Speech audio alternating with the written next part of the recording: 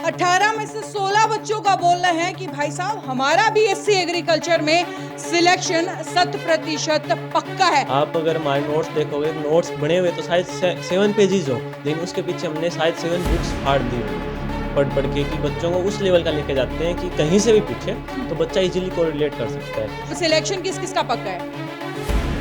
90, 92, 93, 90 से नीचे तो कोई उतर ही नहीं रहा कि आप बिल्कुल लाइव रिकॉर्ड कर रहे हैं मेरे को, 0 फीस। अगर वो बच्चा वो नहीं कर पा रहा है, जो आने जाने का ट्रेवलिंग कॉस्ट तक मैं दूँ। वही हिसार शहर की ये एकेडमी देख रहे हैं आप, शौर्य एकेडमी, जहां के बच्चों में ना वाकई शौर्य है। क्योंकि अभी हाल ही में 10th बीएससी एग्रीकल्चर का एग्जाम हुआ और उस एग्जाम में जहां मतलब जिक्र चल रहा था तो बच्चों का कहना है कि भाई 18 बच्चे थे इस एकेडमी में और उसमें से 16 बच्चे मायने रखते हैं। 18 में से 16 बच्चों का बोलना है कि भाई साहब हमारा बीएससी एग्रीकल्चर में सिलेक्शन 100% पक्का है। वेल, ये बात मैं नहीं बोल रही हूँ, बच्चे बोल रहे हैं और इन्हीं बच्चों के मुंह से आपको सुनवा भी देती हूँ। सो अब आप सब 10th बीएससी एग्रीकल्चर के हैं?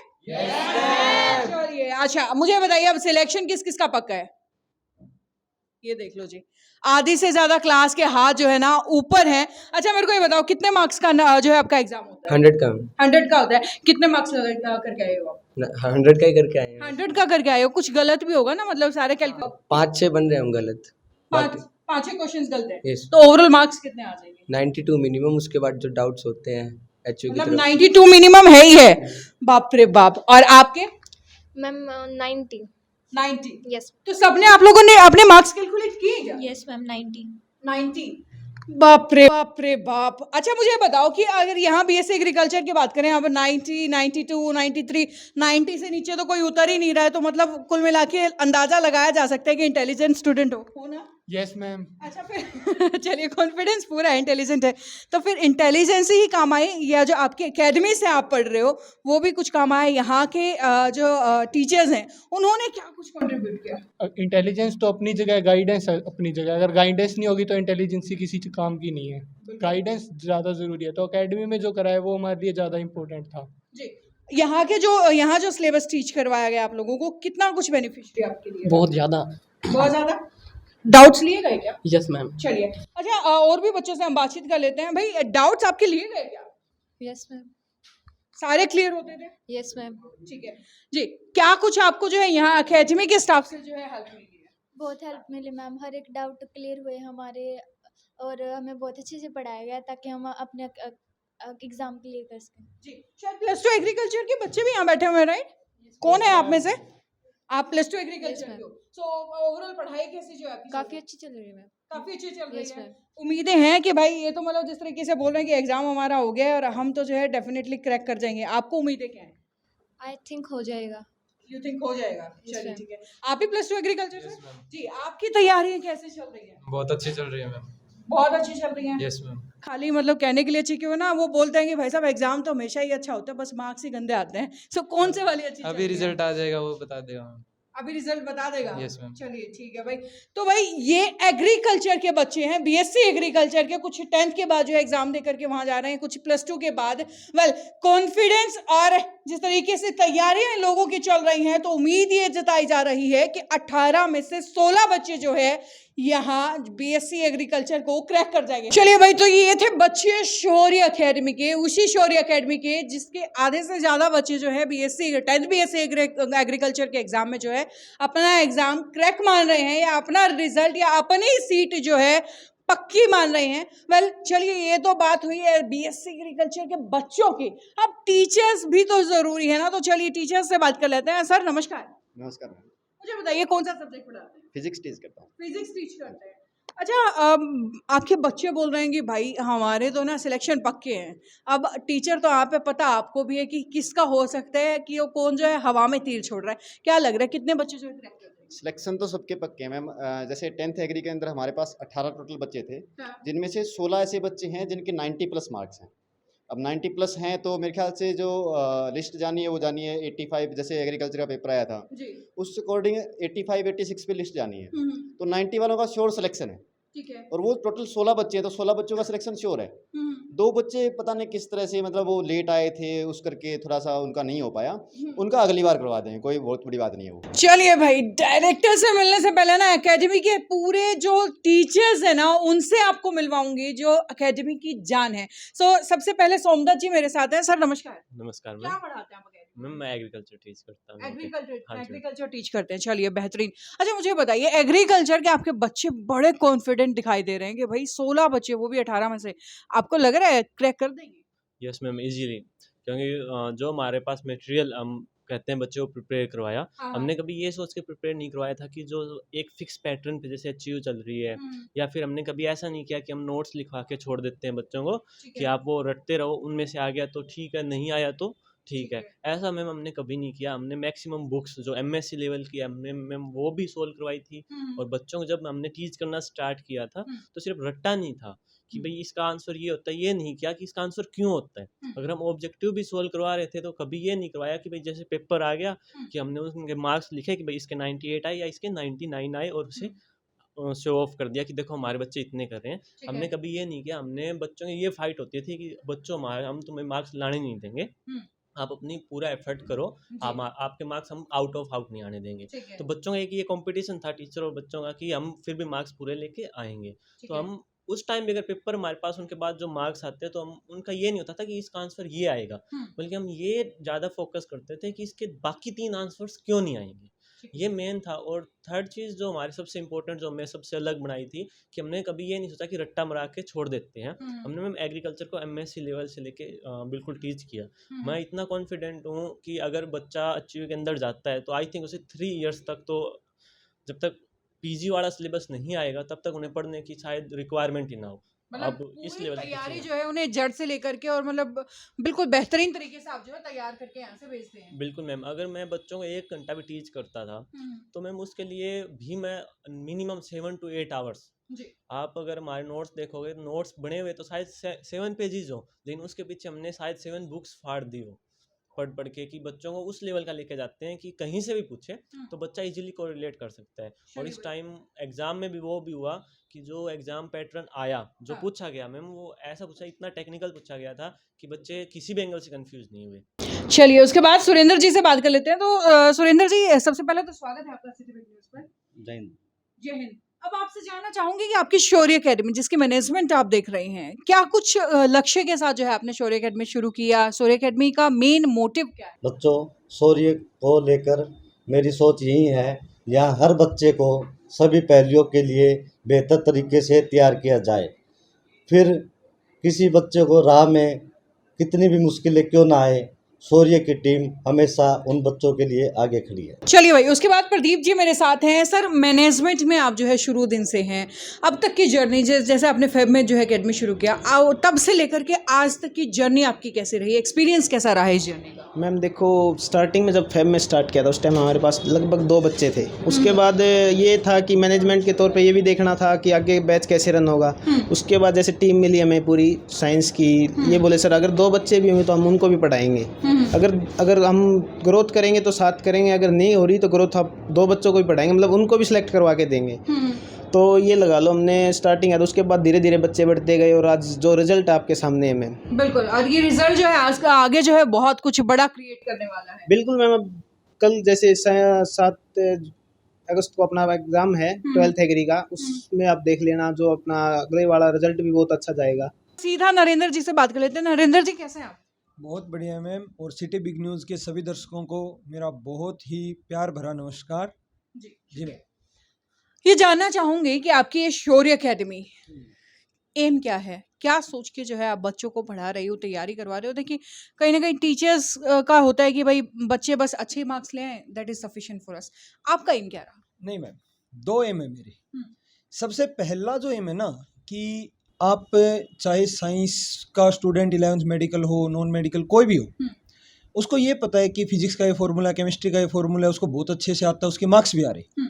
अगर आप उससे एक सिंपल क्वेश्चन करेंगे ना कि बेटा साइंस क्या है, वो नहीं बता पाएगा। और वो क्यों नहीं बता पाएगा? उसको आता नहीं मैम, उसने मेहनत की, उसने पढ़ा है, वो क्यों नहीं बता पाएगा? उसने उस चीज़ को सिर्फ याद किया है, फील नहीं किया। अब जब भी आप, ठीक है 10th का बच्चा, 11th का बच्चा, उसको सिलेबस करवाना है, नहीं मैम, उसको सिलेबस नहीं करवाना, उसको आगे के लिए इस देश के लिए तैयार करना है, ताकि आगे जाके चाहे वो किसी भी फील्ड में हो, वो साइंटिस्ट हो, डॉक्टर हो, इंजीनियर हो, वो चीज़ों को पहचान सके। प्रॉब्लम सॉल्विंग स्किल किसी भी बच्चे में, चाहे वो किसी भी बैच का हो, किसी भी कोर्स का हो, हर बच्चे में कोशिश ये रहती है हर टीचर की कि वो प्रॉब्लम सॉल्विंग स्किल डेवलप करवाए। सबसे पहला एम यही है कि हर बच्चे में, चाहे वो एवरेज हो, बिलो एवरेज हो, इंटेलिजेंट हो, उसके अंदर एक अगर मैं जो भी पेरेंट्स देख रहे हैं, मैं एक बात उनको बहुत अच्छे से बता दूं कि जो भी बच्चा है मेरे पास, एक चीज़, एक क्वालिटी उसमें मैं डेवलप करवा के बिल्कुल भेजूंगा, वो है प्रॉब्लम सॉल्विंग स्किल। अब वो प्रॉब्लम दो तरीके की हो सकती है, एक तो यही है टेक्निकल प्रॉब्लम, सिलेबस रिलेटेड या फिर साइंस से रिलेटेड, जो भी है उसका सिलेबस जो है जिस भी कोर्स की वो तैयारी कर रहा है। दूसरी, जितने भी आगे आने वाले टाइम में लाइफ में भी तो प्रॉब्लम्स आनी है। जैसे मैंने देखा है, आप भी काफ़ी सारी चीज़ें कवर करते हैं, इस बच्चे ने सुसाइड कर लिया, इस बच्चे ने सुसाइड अटेम्प्ट कर लिया। अब एक बात बताइए मैम, आपने पिछले दिनों कुछ चीज़ें कवर की है, कोई MSc का बच्चा सुसाइड कर रहा है, PhD का बच्चा सुसाइड कर रहा है, वो पढ़े लिखे नहीं है, काफ़ी एजुकेटेड है, शायद उसने साइंस की प्रॉब्लम सॉल्विंग स्किल पे काम कर लिया, लेकिन जो लाइफ के चैलेंजेस है ना, उन पे काम नहीं किया। और इसका एक सिंपल सा उदाहरण यही है, फरवरी में अपन ने स्टार्ट किया था जी, और फरवरी में स्टार्ट करने, आपको पता है आज 4 से 5 महीने का समय था अपने पास। अब या तो ये कर लेते कि नए सेशन में देखेंगे, अभी इतने कम टाइम में हम रिजल्ट नहीं बना पाएंगे, काम नहीं कर पाएंगे, नहीं। अब उनके सामने का एग्जाम्पल सेट किया है पूरी शौर्य की टीम ने कि हमारे पास 4 से 5 महीने थे। ठीक है मैम, किसी के पास 300 की स्ट्रेंथ है, 500 की स्ट्रेंथ है, उसमें से वो ये दावा कर देगा कि 30 सेलेक्ट है, 40 सेलेक्ट है, 50 है, चाहे सारे के सारे वो कह दे कि जी हमारे तो 55 के 55 हमारे। लेकिन मैं आपको बिल्कुल श्योर कर सकता हूँ कि 18 में से 16 बच्चे कट ऑफ के बिल्कुल नज़दीक है। इसमें से आप ये मानिए 15 बच्चे श्योरली मैं आपको लिख के दे सकता हूँ, 1 या 2 बच्चा हो सकता है 1 नंबर से या बिल्कुल एग्जैक्ट हो जाए। तो पहली बात तो ये होगी। दूसरी बात ये है कि मैम, दूसरा मेरा यहाँ बैठने का जो एम है कि जो फीस स्ट्रक्चर है ना, उसको इस लेवल पे लेके चले गए कि शायद अगर कोई बच्चा सोचे, पेरेंट्स की अपन बाद में बात करते हैं, अगर बच्चा सोचे कि मेरे को BSc एग्री की तैयारी करनी है, नीट की तैयारी करनी, JEE की, हाँ, तो उसको वो क्या देखेगा पेरेंट्स की तरफ, नहीं, वो बता ही नहीं पाएगा पेरेंट्स को कि मेरे को नीट की तैयारी करनी है, क्योंकि उसे पता है कि पेरेंट्स अफोर्ड नहीं कर पाएंगे, और अफोर्ड नहीं, वो देखो उस बच्चे की कितनी साफ सुथरी अच्छी सोच है, लेकिन उसके कारण उसका करियर खराब हो रहा है। क्यों साफ सुथरी बोल रहा हूँ, वो पेरेंट्स को तंग नहीं करना चाहता, यही बात है। अब आपके माध्यम से मैं एक बात बिल्कुल क्लियर कर रहा हूँ, मेरा जो 2 मोटिव मैंने रखे थे, और पूरी शौर्य इन्हीं 2 मोटिव पे चलती है। चाहे कोई भी बैच हो, CET का हो, किसी भी तरीके का बैच हो, आर्मी का बैच हो, जो भी बैच हो, अलग अलग विंग, हमारी आर्मी विंग अलग है, साइंस विंग अलग है, ठीक है। अब जो दूसरी वाली बात मैंने कहा कि ये फीस स्ट्रक्चर वाली बात, मैं एश्योर करना चाहता हूँ, 0 फीस का नाम सुना आपने? 0 फीस का मतलब कि अगर, हाँ नहीं, मैं इसी पे बात करना चाहता हूँ कि आप बिल्कुल लाइव रिकॉर्ड कर रहे हैं मेरे को, 0 फीस अगर वो बच्चा अफोर्ड नहीं कर पा रहा है, जो आने जाने का ट्रेवलिंग कॉस्ट तक मैं पे करूँगा। एक ही चीज़ चाहिए, डेडिकेशन उस बच्चे में, पढ़ने वाला बच्चा हो, डेडिकेशन हो, मैं बिल्कुल 0 फीस स्ट्रक्चर पे काम करवाने को तैयार हूँ। और जिस दिन रिजल्ट आएगा और जो भी एक्सपेक्टेड टॉपर्स हैं, उस दिन उनके पेरेंट्स से भी बात करेंगे, और ये नहीं है कि आज स्टार्ट किया है 0 फीस वाला। जिस दिन फरवरी में या जनवरी लास्ट में हम बैठे थे, उनमें से 3 बच्चे 0 फीस स्ट्रक्चर पे हैं और बहुत बहुत बहुत अच्छा रिजल्ट देके जा रहे हैं। चलिए, ये बहुत अच्छी चीज़ है कि भाई जो बच्चे, देखिए इंटेलिजेंट बच्चे हैं, बहुत बार मेरे सामने भी ऐसे केसेस आते हैं, बच्चे पढ़ने के इच्छुक हैं और कहीं ना कहीं माँ बाप की जो माली हालत है ना, उसको देख करके पीछे हट जाते हैं। वेल, ये चीज़ मेरे को आपकी शौर्य अकेडमी की बहुत अच्छी लगी है कि 0 फीस स्ट्रक्चर का कंसेप्ट जो है आप लोग शुरू करना चाह रहे हैं या उसका एक विजन रखते हैं। वेल, उसके अलावा मुझे बताइए कि आखिरी एक सवाल कुछ शब्दों में जो है जवाब चाहूँगी कि क्या आपकी अकेडमी सिर्फ एग्रीकल्चर पर फोकस रखती है? क्योंकि देखिए मैंने सुना है कि कोर्सेज अलग अलग ज़रूर हैं, लेकिन मेन फोकस एग्रीकल्चर है, या सभी जो है टीम्स जो है हर एक इक्वल डिपार्टमेंट पे जो है मेहनत कर रही है? मैम, बिल्कुल नहीं कह सकते कि हमारा फोकस सिर्फ एग्रीकल्चर है। आर्मी विंग, अभी मैंने बोला था कि आर्मी विंग अलग है, साइंस विंग अलग है, हर विंग के लिए अलग डिपार्टमेंट हेड है। वो अपनी पूरी जी जान लगा के उस पर मेहनत करते हैं। हर चाहे सीईटी का बैच हो उस पर भी उतना ही फोकस है जितना बीएससी एग्री पे, नीट का बैच हो, जेई मेंस का बैच हो। अभी मैंने उस दिन पहले एक बात और बोली थी कि जेई एडवांस के लिए जो बच्चे इधर उधर घूम रहे हैं ना, जिनको जेई एडवांस के लिए कोई भी रास्ता नहीं दिख रहा कि कहाँ से तैयारी करें, उनके लिए भी मैंने बोला था कि बेटा बिल्कुल खुले मन से आओ। जेई एडवांस के लिए जो भी आपके 22 दिन 23 दिन जो भी बचे हैं उनमें जो मैक्सिमम और जो बेहतरीन तैयारी हम करवा पाएंगे वो हम करवाएंगे। चलिए अब अगर बैचेस की मैं बात करूँ तो अभी नए बैचेस किस किस चीज़ के आप शुरू करने वाले हैं? मैं नए बैचेस 10th एग्री dropper, 11th 12th NEET JEE, इन सभी के नए बैचेस हम स्टार्ट कर रहे हैं और वो कर रहे हैं मंडे से।